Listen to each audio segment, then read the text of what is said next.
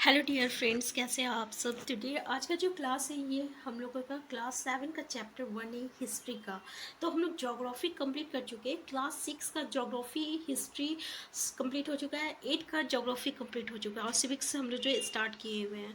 तो डियर आज से जो है हम लोग क्लास 7 का हिस्ट्री स्टार्ट कर रहे हैं। तो पहला चैप्टर है आपका 1000 वर्षों के दौरान हुए परिवर्तनों की पड़ताल। तो डियर यहाँ पे हम लोग एनसीईआरटी की एक एक पॉइंट को डिस्कस करते हैं, क्योंकि अभी सीटेट में ना आपका स्टेटमेंट बेस्ड क्वेश्चन आता है, तो इसके लिए ये काफ़ी हेल्पफुल है। तो एक एक लाइन पढ़ना आपके लिए बहुत ही इंपॉर्टेंट रखता है एनसीईआरटी का। और इसके साथ साथ अगर आप बीपीएससी की तैयारी कर रहे हैं, किसी बिहार स्टेट की या किसी भी अन्य कंपटीशन की, केवीएस एनवीएस, तो वहाँ भी आपके लिए एनसीईआरटी की बुक जो है बहुत ही हेल्पफुल होगा।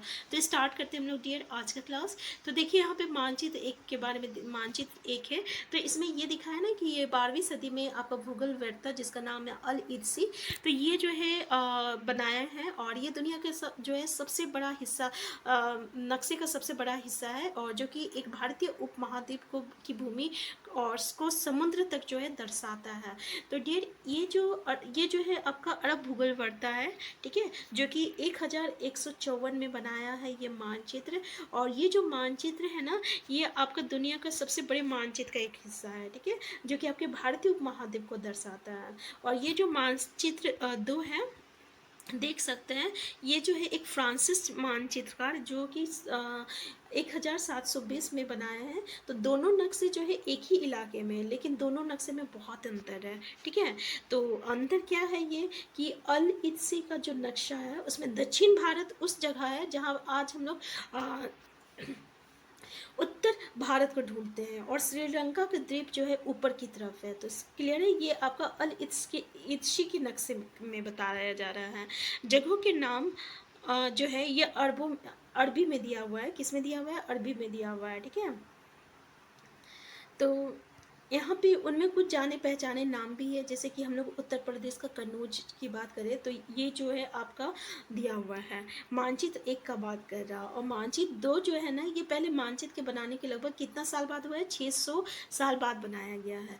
लेकिन इसमें जो है बहुत सारा जो है आपकी चेंजेस, बहुत ज़्यादा जो है परिवर्तन देखने को मिला है।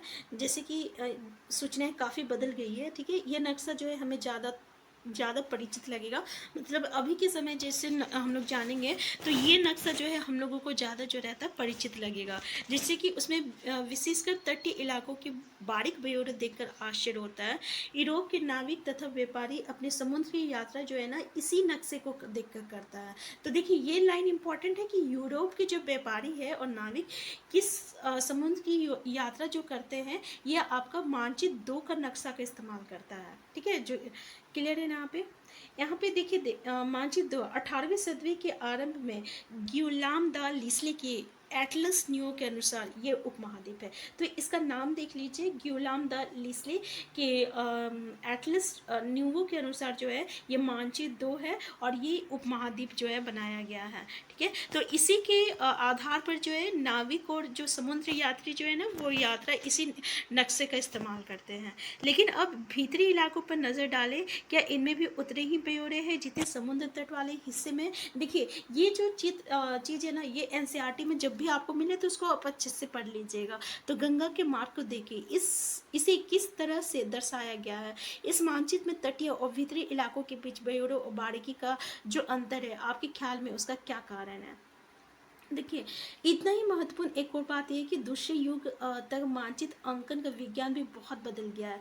इतिहास का जब बीते युगों की दस्तावेजों, नक्शे और लेखों का अध्ययन करते हैं तो उनके लिए उन सूचनाओं के संदर्भ का कि उनके भिन्न भिन्न ऐतिहासिक पृष्ठभूमियों का ध्यान रखना जरूरी होता है। तो यहाँ पे समझ में आ गया, ठीक है, कुछ खास इंपॉर्टेंट नहीं है। अब देखते हैं हम लोग नई और पुरानी शब्दावली।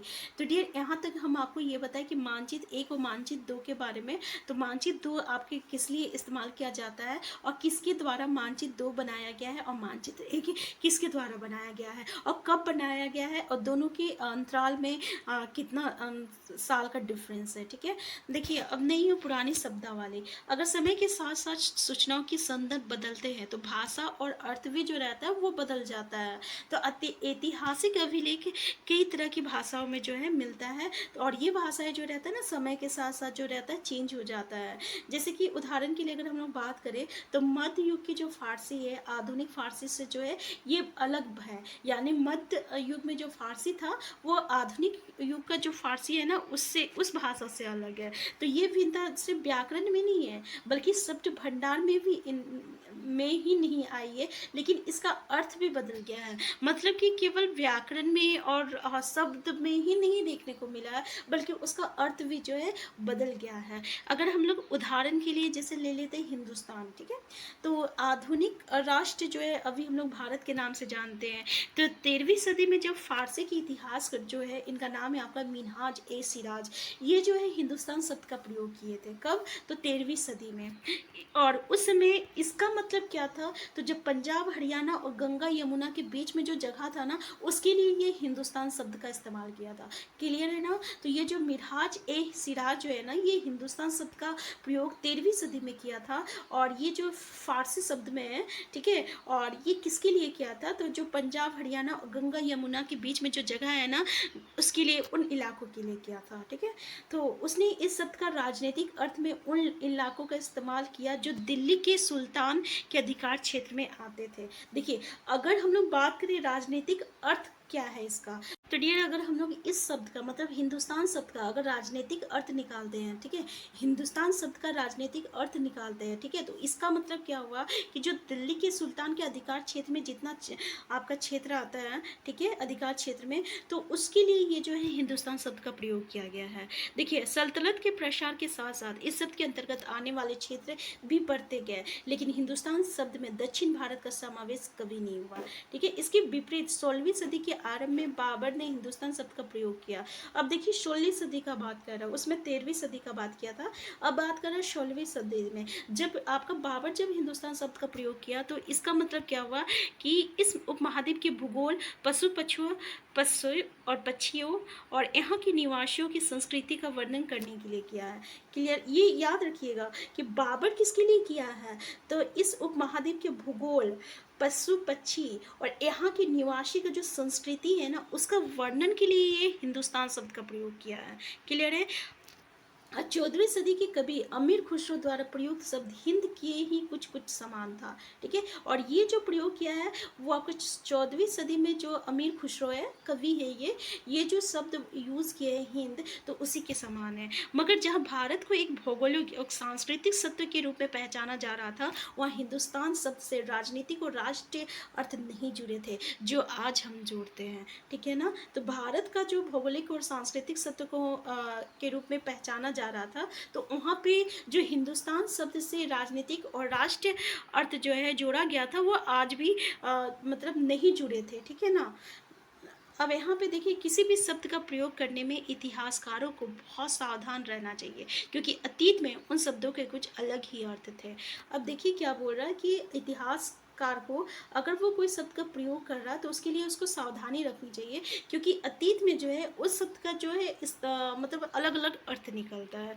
जैसे कि उदाहरण के लिए अगर हम लोग बात करें तो विदेशी, तो विदेशी मतलब होता है कि इसका अर्थ ये होता है कि ऐसे व्यक्ति जो कि भारतीय ना हो। ठीक है, मध्य युग में क्या था कि मानो किसी गांव में आने वाला कोई भी अनजाना व्यक्ति जो उस समाज या संस्कृति का अंग ना हो वह विदेशी कहलाता था। अगर हम लोग मध्य भारत का बात करें तो मध्य युग में, तो मध्य युग में विदेशी शब्द किसके लिए इस्तेमाल होता था, तो मान लीजिए कि गांव में कोई ऐसा अनजाना व्यक्ति आ गया जो कि उस समाज और संस्कृति का ना हो तो वो भी उसे विदेशी ही कहते थे। तो ऐसे व्यक्ति को हिंद में परदेशी और फारसी और में अजनबी कहा जाता है।